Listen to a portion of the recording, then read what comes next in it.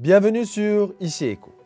Le 20 mai 2022, le cabinet de Najib Mikati a approuvé un plan de redressement financier et économique. Ce plan comprenait un document intitulé Stratégie de redressement du secteur financier, qui, dans sa troisième clause, prévoyait l'annulation d'une grande partie des obligations en devises étrangères de la Banque du Liban envers les banques. Le plan du gouvernement stipule explicitement « Nous annulerons les obligations de la BDL envers les banques, qui ne sont rien d'autre que les fonds des déposants que les banques ont confiés à la BDL. » Ce jour-là, l'Association des banques du Liban, ABL, a épuisé tous les moyens pour corriger le cours du plan de redressement du gouvernement. En désespoir de cause, l'ABL a décidé de faire appel au Conseil d'État pour empêcher le gouvernement de mettre en œuvre cette décision de nature à supprimer les dépôts bancaires et le capital des banques. En fait, le 28 juin 2022, l'ABL a décidé de présenter un recours devant le Conseil d'État afin d'invalider les dispositions énoncées dans le plan du gouvernement. À la suite du recours présenté par l'ABL devant le Conseil d'État, ce dernier a décidé le 22 juin 2023 de l'accepter formellement, le reconnaissant comme une référence valide pour superviser les actions du gouvernement à chaque fois qu'il décide de renoncer à son obligation de rembourser les dépôts des citoyens. Le développement crucial qui a eu lieu le 6 février concerne la publication d'un nouvel arrêt par le Conseil d'État. Celui-ci fait suite à une action en justice intentée par l'ABL contre l'État libanais. La décision reconnaît l'acceptation du recours et l'annulation de la décision du cabinet numéro 3, datée du 20 mai 2022, qui a approuvé la stratégie de redressement du secteur financier.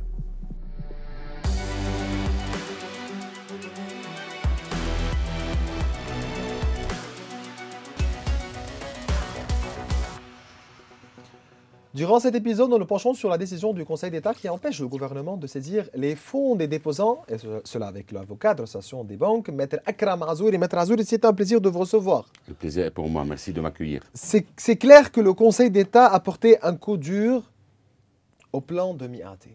Expliquez-nous, qu'est-ce qui s'est passé? La décision du Conseil d'État. Très bien. En détail, pour que les téléspectateurs comprennent bien tout ce procès. Qu'est-ce qui s'est passé? Très bien. Premièrement, le Conseil d'État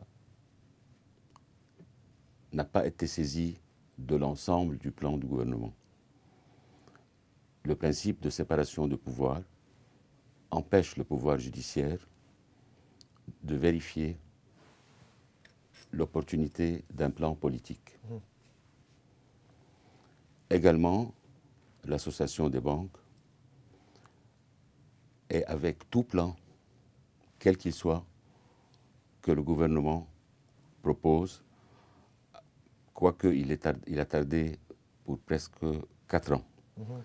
Mais un plan, quel qu'il soit, est beaucoup mieux que ce chaos et l'absence de plan. Nous nous sommes penchés uniquement sur un point très dangereux. C'est la clause numéro 3. C'est la clause numéro 3. Et qui revient dans tous les avant-projets depuis 2022. Ces clauses, il y en avait avant, il y en aura après, directement ou indirectement, tentent à nationaliser les dépôts sans aucune indemnité pour les déposants. En d'autres termes, la loi libanaise qui régit la Banque centrale empêche la Banque centrale de prêter de l'argent à l'État, sauf sous certaines conditions. Bien. Il y a eu durant ces 10-11 dernières années, sous une forme ou sous une autre, des prêts de la Banque centrale à l'État libanais. Ces prêts ont été identifiés par le rapport de Alvarez and Marshall, commandité par l'État lui-même, et dont les honoraires ont été payés par le contribuable libanais. Une fois... Vous avez un document, un rapport entre vos mains. Commandité par l'État. Certainement. Donc, en lisant ce rapport, nous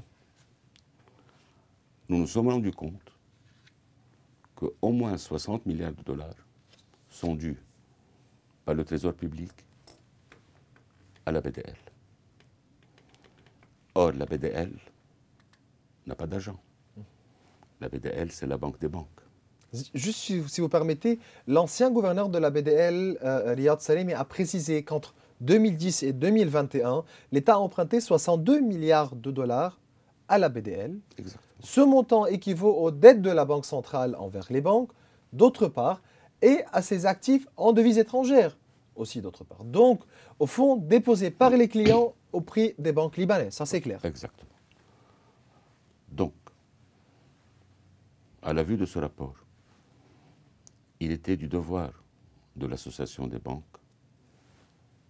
en tant qu'acteur économique principal et représentant l'ensemble du secteur bancaire, de faire un recours en Conseil d'État uniquement contre cette clause qui tend à permettre à l'État libanais, directement ou indirectement, de ne pas rembourser ce qu'il a emprunté illégalement en le nationalisant contrairement à la Constitution. Voilà.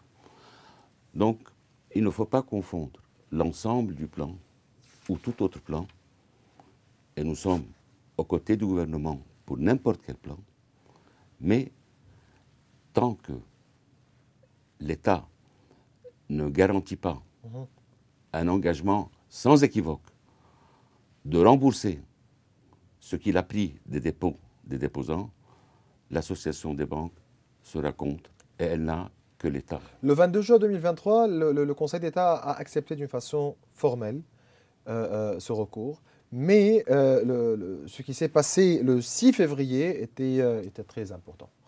Donc, qu'est-ce qui s'est passé le 6 février? Bien. Le premier jugement, on appelle ça un jugement avant dire droit, qui est très important. Le Conseil d'État a reconnu la qualité de l'association des banques pour présenter ce recours. Parce que, comme vous le savez, l'association des banques n'est pas une banque. Certainement. Et elle n'est pas déposante auprès de la Banque centrale.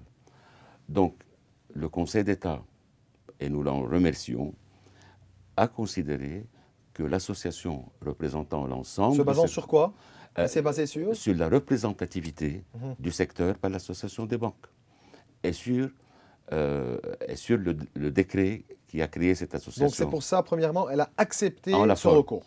Formelle. D'une façon formelle. Très bien. Et le 6 février, dans des attendus qui font honneur à la justice libanaise, elle a très bien expliqué que la constitution libanaise, les traités internationaux et la jurisprudence des différents conseils constitutionnels libanais et non libanais consacrent la propriété privée comme un principe général du droit. Or, consacrer la propriété privée ne permet pas, sous une forme détournée, avec une sémantique particulièrement bien étudiée pour masquer le vrai but, ce qui constitue un détournement de pouvoir, ne permet pas au pouvoir exécutif de nationaliser les dépôts des gens sans aucune indemnité.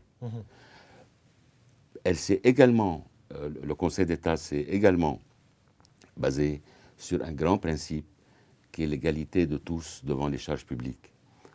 En nationalisant ces dépôts pour financer l'État, le pouvoir exécutif a fait supporter à une seule catégorie de citoyens qui sont déposants l'ensemble des charges publiques du fonctionnement de l'État, ce qui est une rupture du principe d'égalité devant les charges publiques. Très bien. Donc, d'une façon claire, le Conseil d'État aujourd'hui a interdit le plan de Mi'at et la clause 3, donc a annulé cette clause qui dit que nous allons utiliser les dépôts des déposants qui sont les dépôts des banques auprès de la Banque centrale pour couvrir la dette totale. Exactement. C'est clair? C'est clair. Toutefois, permettez-moi, le Conseil d'État ne s'est pas penché sur l'ensemble du plan. Il s'est érigé uniquement en protecteur de la propriété privée. Donc, pour tout ce qui reste, ce n'est pas de sa compétence. Très bien. Cette décision vient en faveur de qui? Des déposants, de la Banque centrale ou bien des banques? Certainement des déposants. Certainement des déposants. Monsieur Matta, il ne faut pas... Mais aussi des banques. Pas vraiment. Pas vraiment. Il ne faut pas oublier, les dépôts ne sont pas les propriétés des banques. Les banques sont économiquement la propriété de leurs déposants. Un simple exercice arithmétique vous démontre que l'ensemble des avoirs d'une banque appartient entre 85 et 90% aux déposants. Les fonds privés ne représentent rarement plus de 10 à 15%. Donc, indépendamment des écritures ou de la sémantique juridique, les propriétaires de toutes les banques libanaises sont les déposants. Bon. Donc, cette décision est premièrement en faveur des déposants. Très bien, ça c'est clair. Comment cette approbation du cours consacre les droits des propriétés des déposants sur les dettes résultant de leurs dépôts dans les banques et aussi leurs droits quant à leurs dépôts, de même que les droits des banques quant à leurs dépôts auprès de la BDL. Donc, droits des banques au niveau de leurs dépôts à la BDL, droits des déposants au niveau des banques. Très bien. Deux droits. Le Conseil d'État s'est fondé sur le rapport très détaillé et professionnel de Alvarez et Marchal. Il a établi le lien entre les dépôts des déposants auprès des banques et le dépôt des banques auprès de la BDL. Il a dit ce sont les mêmes montants. Ce sont les mêmes montants. Donc, et il a bien expliqué que les agissements du pouvoir exécutif ont créé cette crise. Ils ont rendu la Banque centrale incapable d'honorer ses dépôts auprès des banques et les banques ont reflété ces difficultés auprès de leurs déposants. En d'autres termes, le rapport est devenu, sur le plan économique, entre la BDL, ou plutôt entre l'État et les déposants. Il a bien expliqué aux déposants que les banques, suite à la BDL, sont de simples intermédiaires entre l'État qui a pris l'argent et les déposants qui le possèdent. Donc vous voulez juste ce papier Uniquement. pour convaincre la masse, ou bien le public, ou bien les déposants, que voilà, votre argent est chez l'État. Ça, nous le savons. Ce n'est pas le jugement... Mais certainement, mais un jugement qui sort du Conseil d'État, certainement, nous savons très bien l'importance du Conseil d'État, c'est un argument qui est aussi valable, qui est aussi fort, pour dire que voilà, monsieur le déposant, votre argent, c'est l'État qui les a. Demandez à l'État de rendre l'argent à la BDL rendra l'argent aux banques, donc nous, les banques, nous allons rendre les argents aux déposants. Certainement. Mais ce n'est pas un jugement qui va rembourser ces dépôts. Certainement. Ça, c'est clair. Voilà. Cette faille. Mais si nous regardons bien la façon dont le gouvernement, aujourd'hui, avec les plans qu'il est en train de jeter, par ici, par là, qui pense que par ces plans-là, il peut rendre ses dépôts, ça c'est catastrophique. Ça c'est catastrophique. Tout en éliminant les capitaux des banques, tout en éliminant tout ce qui reste avec, comme liquidité avec les banques, ça c'est catastrophique. Permettez-moi aussi de poser une question.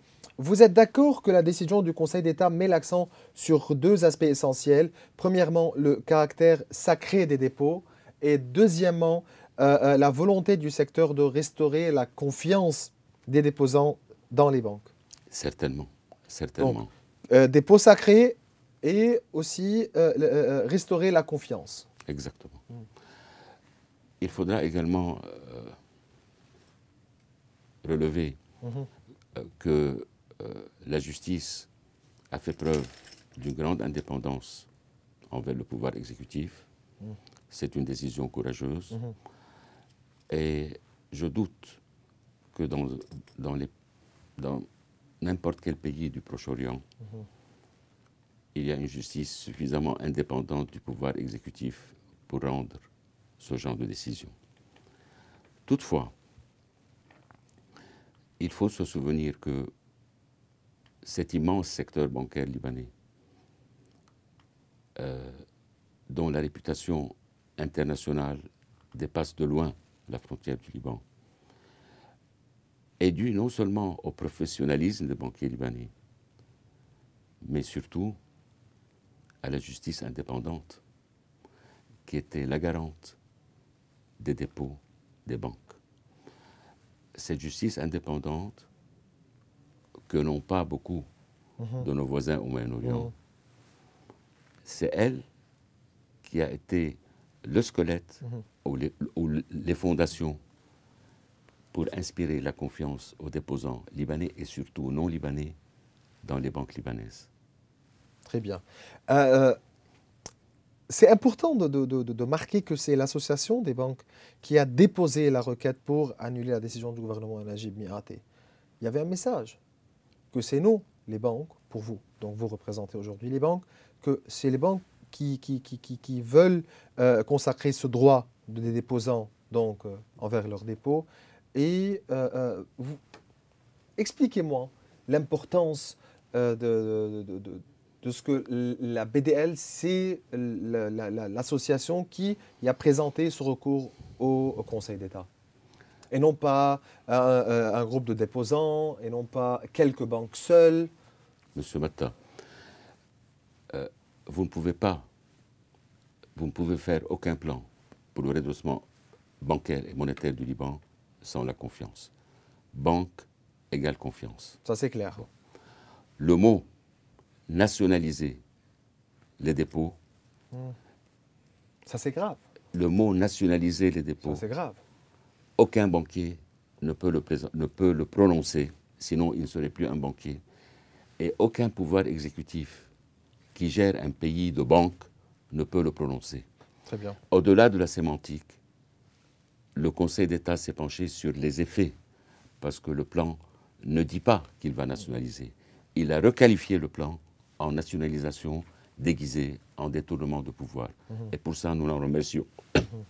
Dans les prochains jours, tous les regards seront tournés vers les mesures que les banques prendront contre le gouvernement libanais, l'État libanais, après que 11 banques ont déposé le 6 décembre 2023 auprès du ministère des Finances une requête de conciliation. Cette requête exige que l'État libanais rembourse ses dettes et respecte ses obligations envers la Banque du Liban afin que cette dernière puisse à son tour honorer ses engagements envers les banques libanaises, leur permettant ainsi de restituer les fonds des déposants. La requête s'appuie sur les budgets de la banque, sur les budgets de la Banque du Liban, ainsi que sur les résultats de l'audit judiciaire réalisé par Alvarez et Marsal, et l'audit comptable effectué par Oliver Wyman est à la demande de l'État libanais. Rappelez-nous en quoi consiste cette requête, Maître Azoui. Voilà. Cette requête est une particularité du droit civil libanais. On appelle ça l'action oblique.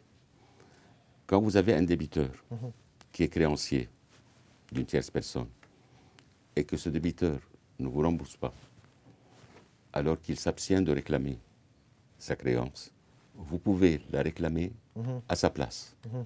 On appelle ça l'action oblique.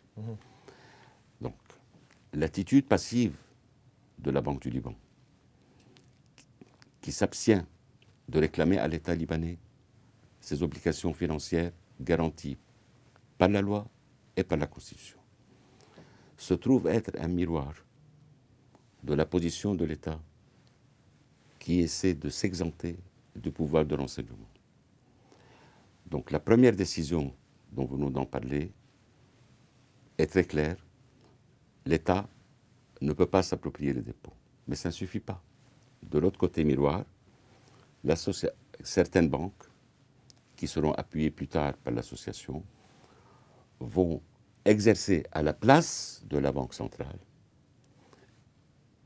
et au profit de la Banque centrale l'action oblique que cette banque n'a pas exercée pour réclamer au nom et pour le compte de la Banque centrale le remboursement à l'État de toutes ces dettes. C'est clair. Donc c'est un miroir.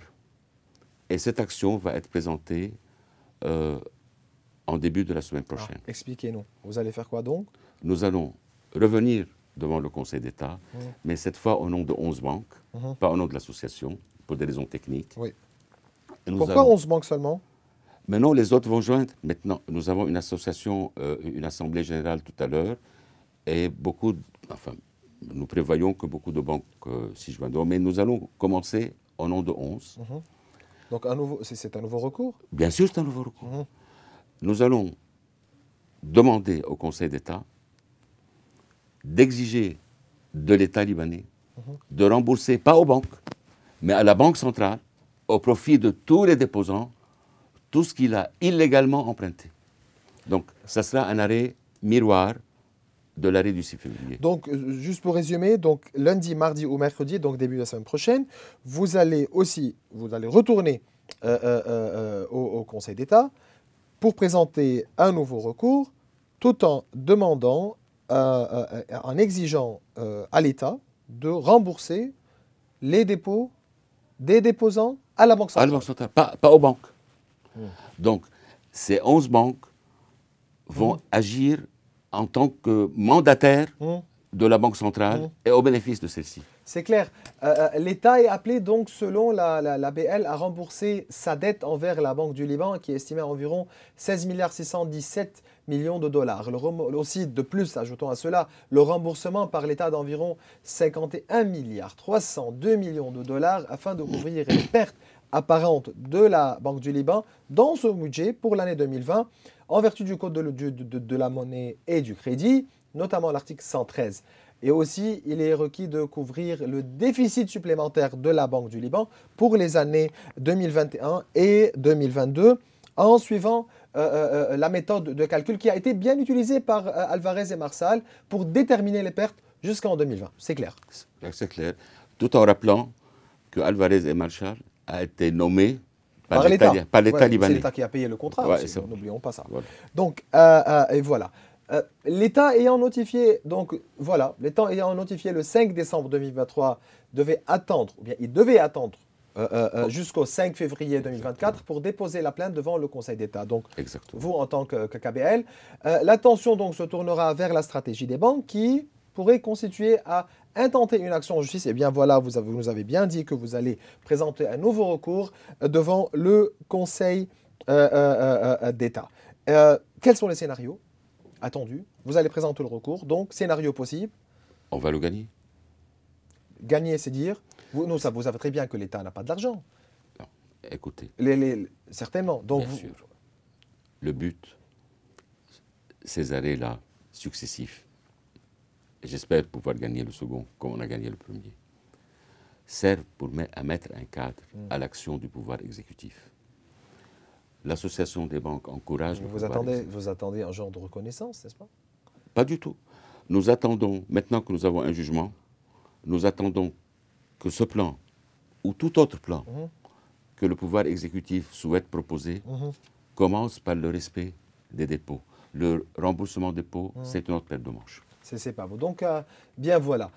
Passons à un autre dossier qui est aussi important, la restructuration des banques et le fameux plan de Saad Echemi. Donc, M. Saad Echemi, nous ne savons pas s'il travaille pour l'État libanais et qui négocie avec le Fonds monétaire ou bien qui négocie au nom du Fonds monétaire avec l'État libanais. Moi, je ne sais pas ça. Mais voilà, essayons de comprendre. Le Premier ministre sortant, Najib Mikati, envisagerait de renoncer à présenter le projet de loi sur la régulation financière et la restructuration des banques durant le prochain Conseil des ministres, à la suite de la décision prise par le Conseil d'État. Donc voilà. De plus, Mikati aurait reçu des appels de plusieurs ministres qui refuseraient de participer à une session qui discuterait un projet de loi qui va à l'encontre des décisions du Conseil d'État, menaçant ainsi le quorum de la session. Vous dites quoi à propos de ce fameux plan, ce projet de loi présenté donc. Écoutez, ce projet de loi n'est pas parfait.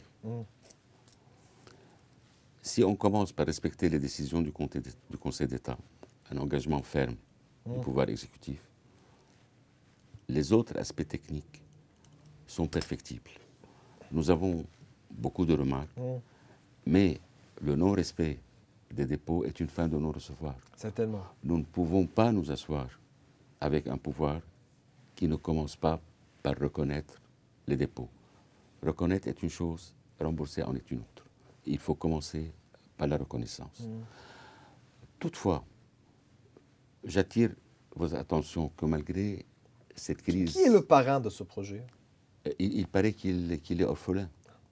Parce que M. Saad Echemi sort nous dire, c'est pas moi, c'est la Banque centrale et la comité de contrôle des banques. Donc, Monsieur le gouverneur par intérim, Wassim Mansour, est sort nous dire, non, nous allons, en tant que Banque centrale, nous avons seulement présenté un support technique, pas plus. Donc, on ne sait plus qui est le parrain de ce projet. Hein. Ce projet, M. Matta, est orphelin.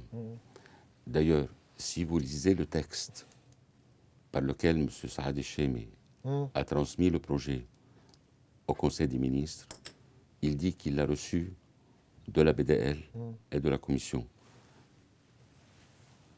Il n'en est pas le père, du moins ce qui est écrit. Toutefois, je relève que un projet de loi est toujours de la responsabilité de l'homme politique qui le présente. Certainement. Ceux qui le préparent n'ont aucune responsabilité politique. Et ici, c'est l'exécutif. Un projet de loi, c'est dire gouvernement, c'est dire l'exécutif. Donc, c'est le gouvernement. C'est le gouvernement. Donc, mais pardon, M. Matta, le fait que M. Echemi, dans sa lettre de transmission de ce projet... mais dites-la, bon, ça va, on est... écrit, noir sur blanc, qu'il a reçu de la Banque centrale, est une chose qui m'inquiète. Vous êtes convaincu que M. Saad Echemi est seulement en train d'exécuter l'ordre ou bien les ordres qui sont mis par le Fonds monétaire international en ce qui concerne les comptes des déposants? Il faut remettre tout à zéro. Monsieur Matta, je ne me permets pas de commenter les actions d'un ministre. Je me suis contenté de commenter son écriture dans la transmission. Bien, voilà. Attendons la semaine prochaine. Donc voilà, nous allons attendre votre nouveau recours que vous allez présenter au Conseil d'État. Et bien voilà. C'était un plaisir de vous recevoir ce matin, Maître Akram Azouri. Vous êtes donc l'avocat de l'Association des banques au Liban. Merci, M. Matta, de votre accueil. Merci. Bien voilà, mes chers téléspectateurs, nous arrivons à la fin de cette émission. Vous pouvez revoir tous nos épisodes sur nos réseaux sociaux. Au revoir.